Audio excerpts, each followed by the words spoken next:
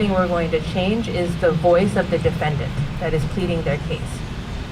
They used a voice that is speaking standard American English, which is the English that I'm speaking now. Sometimes I have an accent, sometimes people say I don't, I'm not sure. But standard American English, kind of how I'm speaking to you now. Then they used a second voice that spoke in African American vernacular English.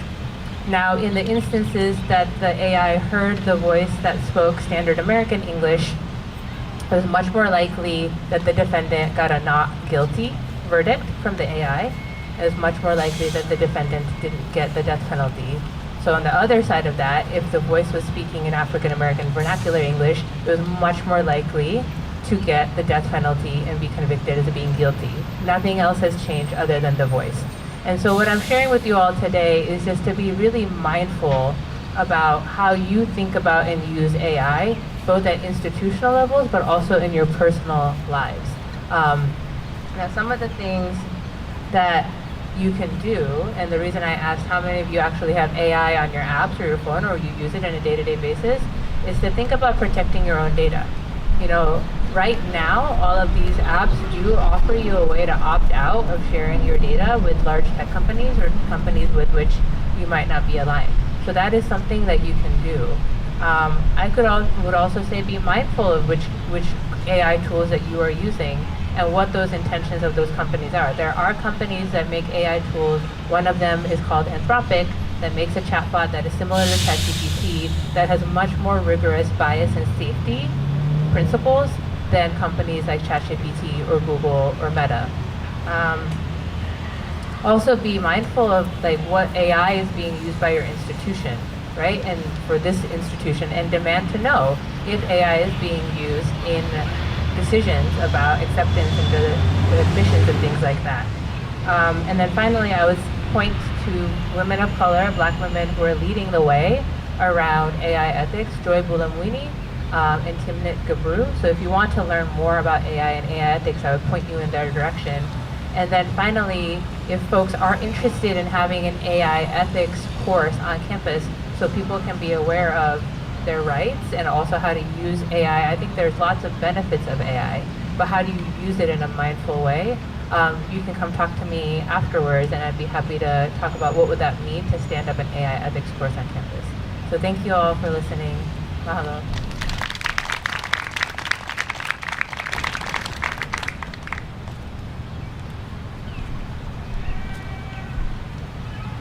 Next, we have Cindy Franklin, student and faculty of Justice in Palestine.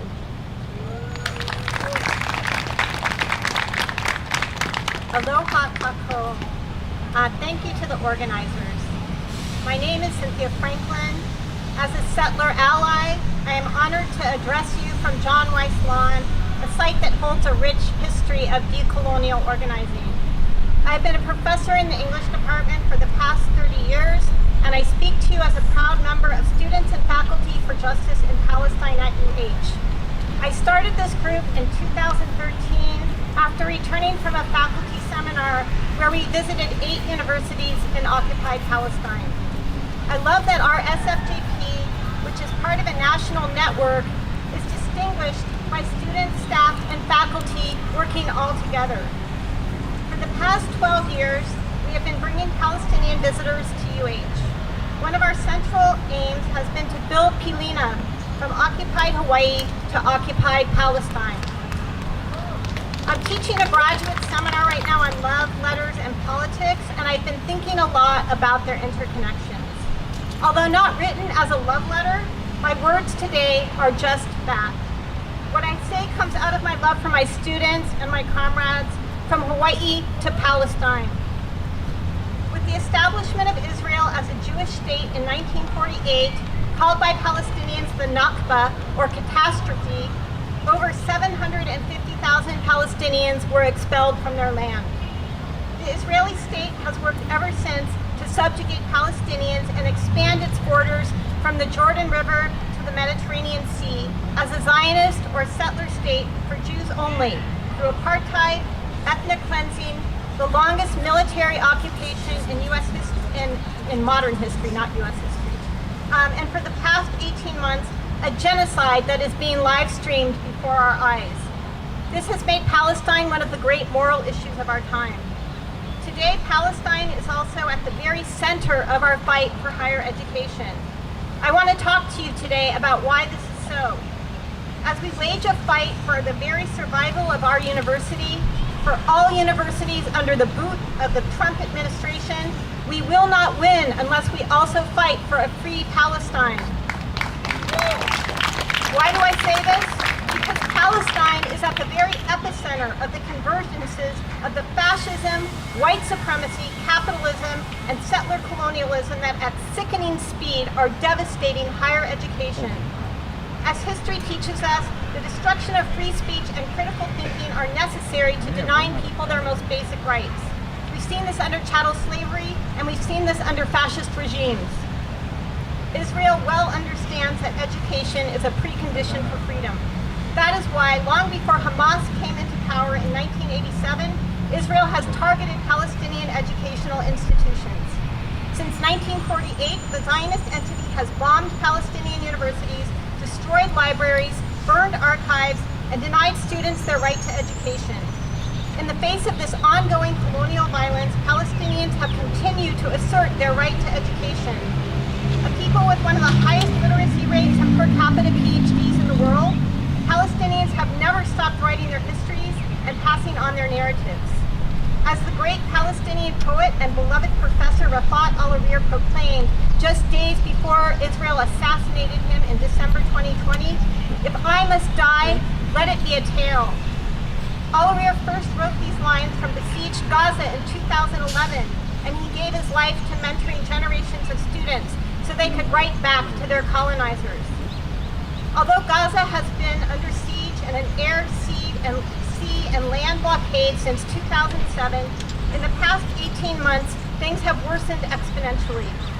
Made possible by full partnership with the U.S. government, Israel has moved into an explicit campaign of genocide. Funded last year by $17.9 billion U.S. tax dollars, Israel dropped the equivalent of over 5 Hiroshima-sized nuclear bombs on Gaza, which is about the size of Detroit. For Hawaii residents, these tax dollars could instead have canceled debt for 1,620 students. Instead, they have financed the killing by the very most conservative estimate of 50,000 people. This U.S.-Israeli genocide includes and indeed requires scholasticide, the systematic destruction of Palestinian education. Israel has destroyed every university in Gaza. Israel has assassinated hundreds of professors and murdered thousands of students. The Israeli state has also laid siege to Palestinian universities on the West Bank, and not for the first time.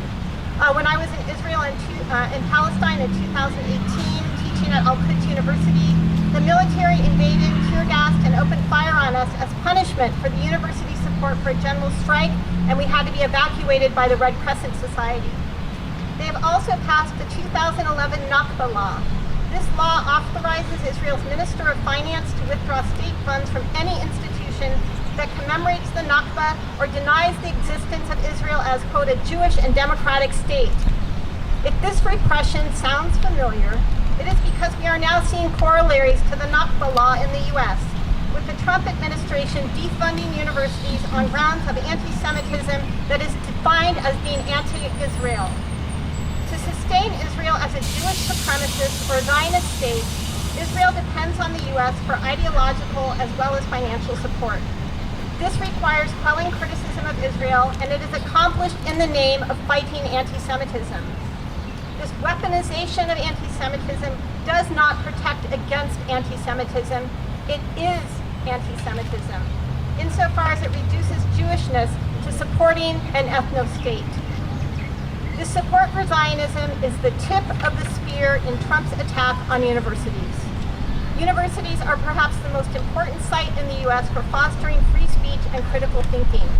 This means there is no greater threat to Trump's fascist and white supremacist agenda than universities. As Trump and his henchmen take their chainsaw to higher education, the first to go down in their frenzied assault are those standing for Palestine, especially Arab and Muslim students and faculty. They are being kidnapped, disappeared, and threatened with deportation for exercising their rights to free speech and academic freedom. This is happening in belligerent disregard for the rule of law. Secretary of State Marco Rubio justified his orders to deport Mahmoud Khalil by writing that Khalil's participation in protests at Columbia University were disruptive and, quote, foster a hostile environment for Jewish students. ICE agents in face masks and hoodies kidnapped Rumeza Ozturk, a PhD student at Tufts University, off the street for writing an op-ed critical of the Israeli government. Earlier this week, on the basis of his nonviolent participation in 2024 protests, Mohsen Mahdawi, a green card holder and a Palestinian undergraduate at Columbia, was detained by ICE for being a threat to foreign policy interests when he showed up for a scheduled citizenship test. It bears noting that all of these brave and inspiring students have insisted on a world in which all people, Jews and Palestinians included, can live in peace and democracy. When university administrators fail, as they regularly do, to protect their students, Khalil and Mahdawi repeatedly ask Columbia administrators for help. And when they participate in or capitulate to baseless charges of anti-Semitism, the Trump University defunds those universities anyway. Why? Because make no mistake, and let Columbia be a lesson to UH. This is part of their larger plan to destroy universities as we know them. What Steven Salaita fired in 2014 for his Palestine advocacy has called the Palestine exception to academic freedom and free speech is not new, and it is bipartisan. During the Biden presidency, students peacefully participating in the 2024 encampments experienced police brutality, arrests, suspension, expulsion, and vigilante on violence that went unchecked. One of the few executive orders that Biden did not overturn when he took office in 2021 was Trump's endorsement of the IRA, or International Holocaust Remembrance Alliance definition of anti-Semitism. 7 of the IRA's 11 examples equate criticism of Israel with anti-Semitism. Trump's embrace of the IRA is now serving his broader authoritarian agenda. It is part and parcel of his attack on universities.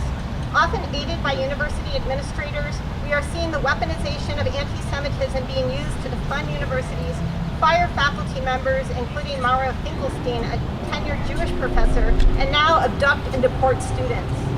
This horribly anti-Semitic deployment of anti-Semitism, what has been named MAGA's pro-Israel anti-Semitism, is compatible with fascism and neo-Nazism. Think here of Zionist Elon Musk and Steve Bannon, who as part of the white nationalist Trump regime throw up Nazi salutes. Along with many thousands of other Jews, I say that what Israel is doing is not in my name. As a Jew, I also say this attack on so-called anti-Semitism is anti-Semitic as well as white supremacist. I take no pleasure in predicting that should Trump's power continue unchecked, the Jews supporting his weaponization of anti-Semitism will find themselves under attack as well. And I know that those of us standing for a free Palestine, our SFJP included, will be among the first to contest this anti-Semitism. What was once the Palestine exception is with increasing speed no longer the exception. The Trump administration is coming for us all. As we rise up, we must do so alongside our Palestinian kin, who have much to teach us from their decades spent fighting more deadly versions of the repression we are now seeing across our college campuses. I want to end my remarks today by reading from a powerful statement, one I also read as a love letter, issued by the Union of Faculty and Staff at Birzeit University in occupied Palestine. Our friends there inspire us to stand together as union members, as workers, as students, as educators, as human beings. Noting that, quote, the forced chaos of fascism has created a siege that extends to university campuses across the globe, they stand firm in the belief that, quote, universities can and should be a site of resistance. They, quote, call upon all people of conscience to fight with us and to confirm that our fight is a collective fight for humanity and justice. It has never been more true than now. All freedom-speaking people of the world, all voices of righteous humanity, and all of us who covet knowledge and pursuit of freedom are in this together. No one is free until Palestine is free. I invite those here today to join SFJP as we support our Palestinian kin in their struggle, which is also part of our struggle for our university and for a free Palestine. As SFJP members Kawila Mahi and Ihilani Laskonia put this in their song, Kai'aina to Palestine, from olive tree to olive tree, we stand in solidarity. Ku'ana Kapaya. Thank you.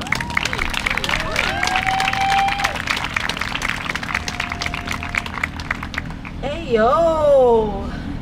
All right, we have Yasmin Che from the Hawaii State of Commissions on Status of Women. Hello. It's wonderful to be here today on this Day of Action for Higher Education. My name is Yasmin Cheney. I'm the Executive Director for the Hawaii State Commission on the Status of Women. As I think about our current Gilead prequel moment in history, with federal administrative efforts to dissuade and disrupt gender equity policies, to reduce or eliminate funding for survivor advocacy, reproductive health, universities, scientific research, and gender-based violence prevention education, multiple incidents of student intimidation, ignoring the rights of due process, and the persistent promotion of regressive gender roles, we are witnessing a new strategic attempt at cultural revolution with Trump 2.0. These policy changes, and authoritarian shifts in government chafe against the very core of my being. In a nutshell, I am a person committed to the very best of this country's pluralistic ideals: freedom, equality, opportunity, and inclusion. As Executive Director for the State's Commission on the Status of Women, I am responsible for messaging out on the opportunities, needs, problems, and contributions of women in Hawaii. I engage in statewide efforts towards equality between the sexes, and I support education and professional opportunities for girls and women. From my vantage point, one of the goals of attacking universities is to dismantle the primary vehicle that women have to societal participation, personal growth, and professional development. A quote from a former Columbia University president sums up the crucial role universities play in the United States. The true purpose of education is to prepare young men and women for effective citizenship in a free form of government. It is this mechanism of female empowerment that is under attack. This administration would prefer women were quiet, subservient, uninformed, and dependent upon the men in their lives. If access to reproductive health and abortion is reduced or eliminated, and supports for women at universities and in the workplace are removed, it will enable the cultural shift sought by this administration, which is leadership and decision-making authority shifting back to men, preferably white men, and diminished educational and professional opportunities for women. Well, that's too big of a pill for me to swallow. And thank goodness we are here in Hawaii, where gender identity and expression are protected classes, and we have state laws and university policies that prohibit discrimination and allow for reproductive choices and health care. Across the state and the university system, there is a continued commitment to the very DEI principles that have been targeted for dismantling. And I have seen firsthand individual and organizational efforts from both top down and the ground up to hold the line in our commitment to the rule of law and push back on executive branch overreach. There have been planned protests, calls for action like today, and coordinated activities between our state's leaders, individual citizens, and various local organizations or chapters to file lawsuits, strengthen protections, increase state funding, and mobilize to meet this moment and protect our way of life. This year, a significant portion of my time has been spent collaborating with UH's commission and the county committees on the status of women, coalition building with the Hawaii Women's Coalition and the State Civil Rights Coalition, and testifying at the Capitol.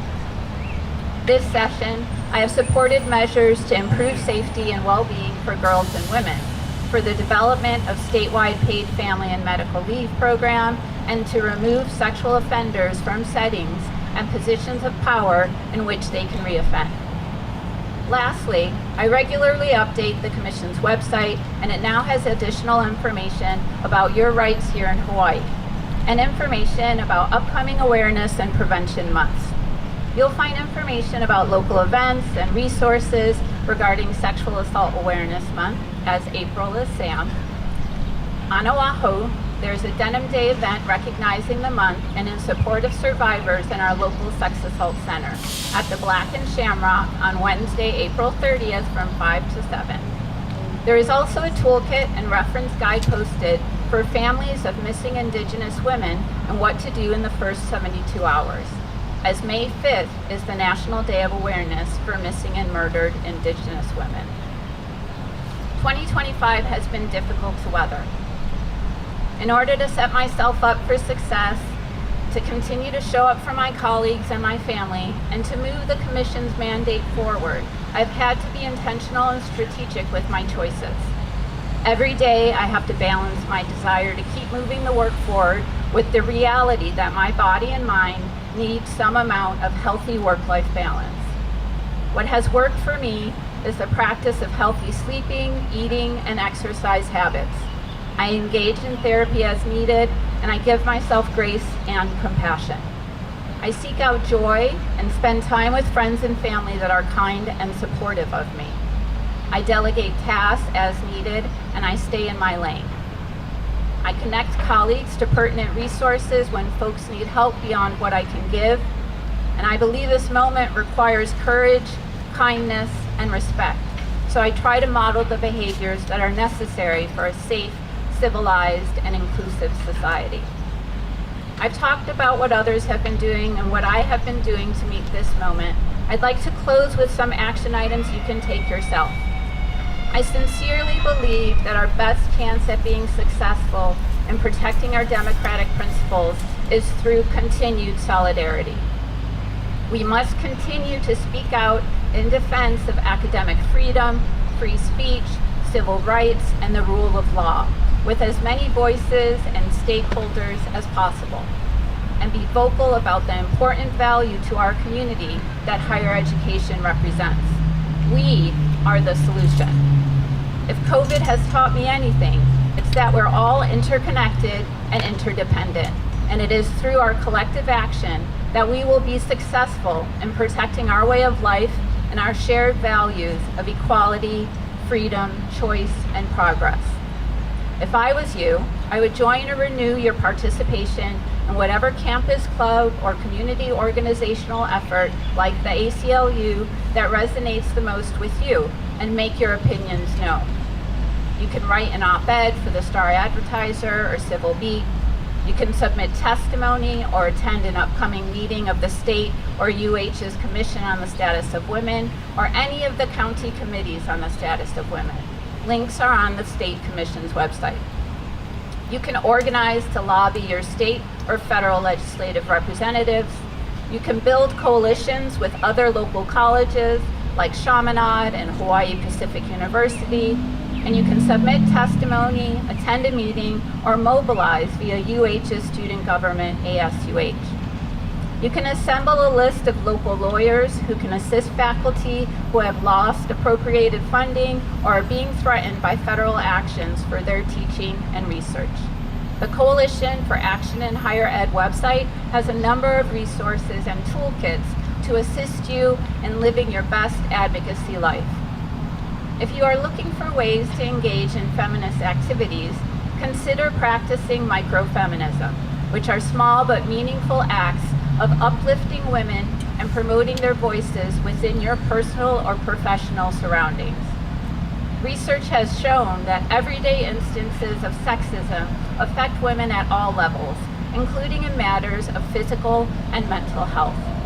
Acts of microfeminism may mitigate some of those effects. My favorite microfeminist practice is to recognize and thank every woman who assists me over the course of my day, intentionally being present in my interactions with them, giving them my undivided attention, and letting them know how their assistance has positively impacted me and helped me move forwards, often making sure their boss is CC'd on the communication so they can receive recognition for their efforts. As you work to thrive and survive in this current moment, please know that you are not alone.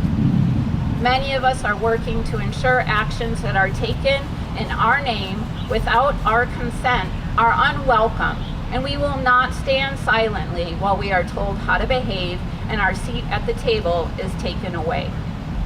Whatever you choose to do within reason and in consideration of your current capacity, please choose one action to meet this moment and hold the line. Take care of yourself during this stressful time. Utilize resources on campus or in the community as needed, and choose your actions with an understanding that this is a marathon, not a sprint. We have only just started experiencing this administration's efforts. Extend yourself grace as you try to manage all of your responsibilities and commitments. And if no one has told you today, you are worthy of love, respect, and safety. Thank you.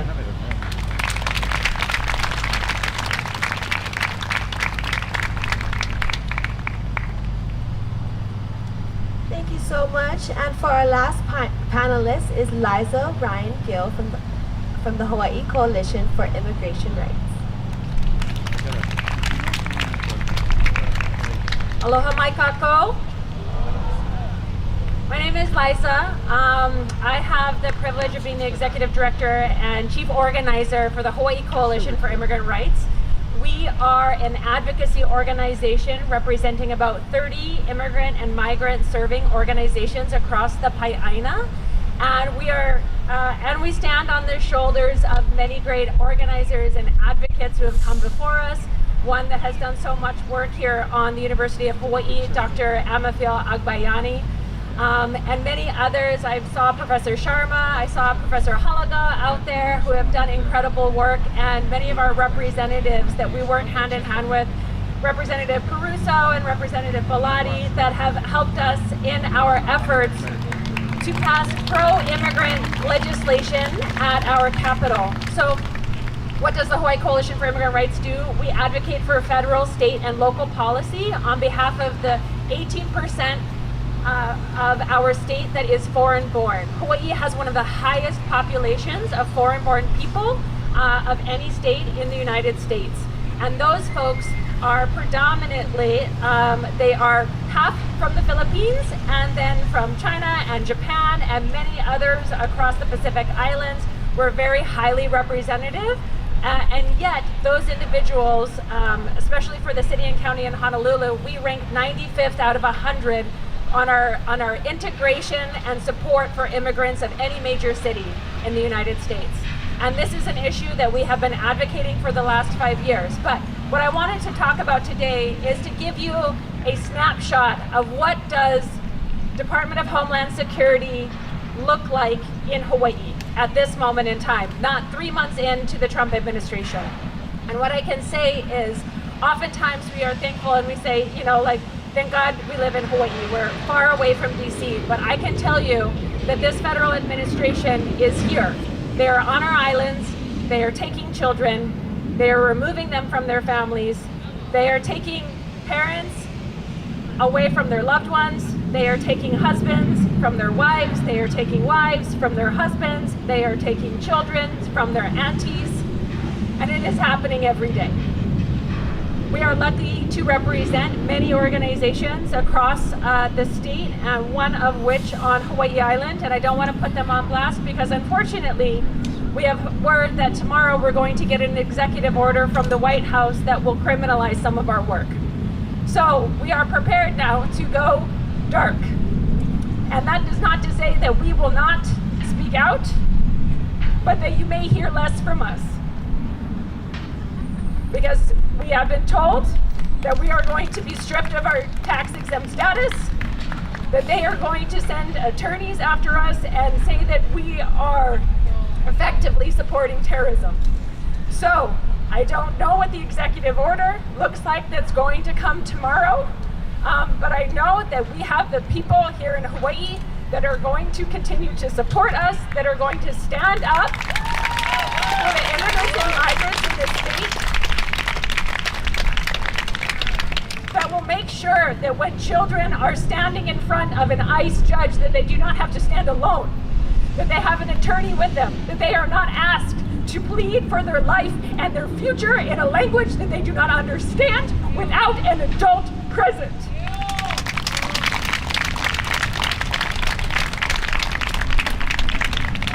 This is not something that we have to stand for. Right now, we had many bills that were moving through the legislature. Unfortunately, as many of us have seen and as many of us have seen in these university contexts, this federal administration is not shy about using whatever leverage and reprisal and fear of reprisal it can against each and every one of us. And the same goes for our attempts to support immigrants in this state. We say, if we do this, then we will take this from you. Nice looking little Medicaid you have right there. Shame if something happened to it. Because if we stand up for the people in our state, every resident of Hawaii, they're going to push back. And as I have told our staff and the folks that we organize, we are in the pot, but the water ain't even hot yet. Things are going to get worse. They may get very much worse tomorrow. We're ready. We are ready to do this. Because every child that has fled someplace because they were afraid to be killed, because they wanted a future, because they deserved to live in peace and to be with their family, we will fight for that child. We will fight for their future. And that it is Hawaii's aloha spirit that says that above all we believe in ohana. We are not going to leave our brothers and sisters out there. That there is no illegal person on stolen land.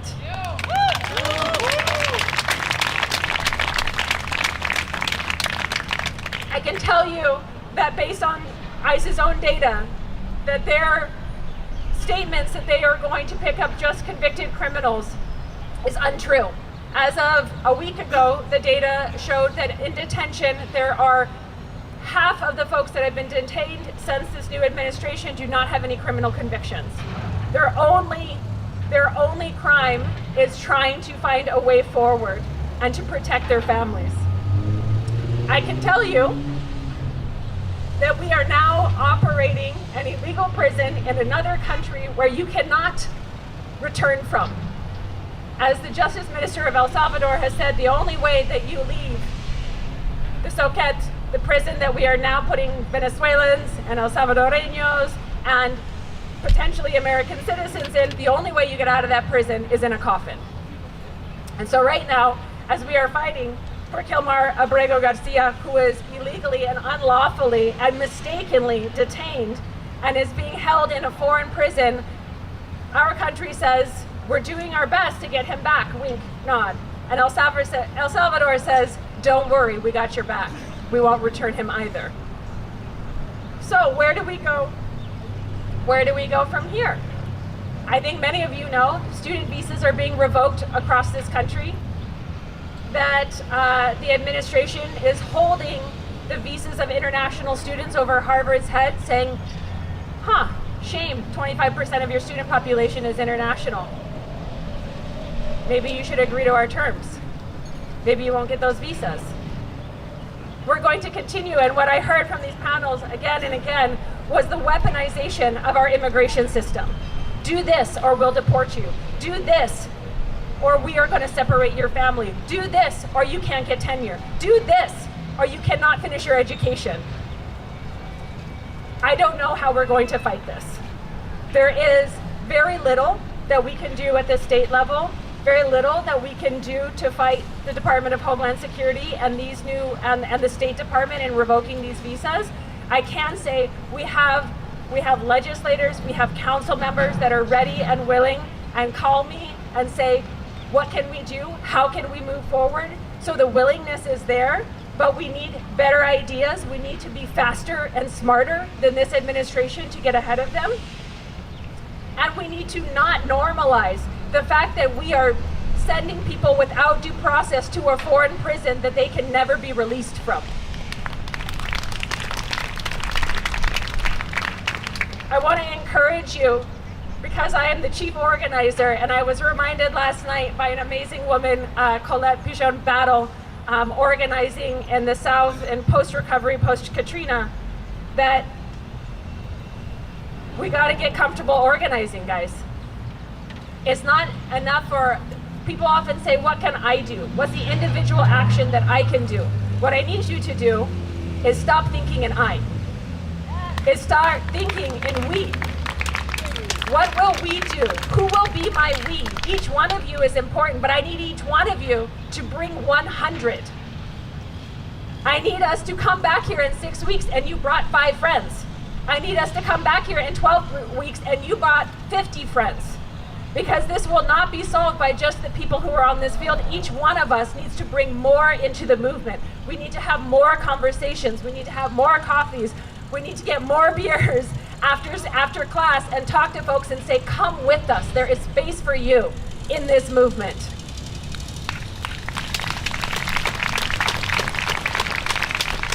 And lastly, I want to call out the incredible work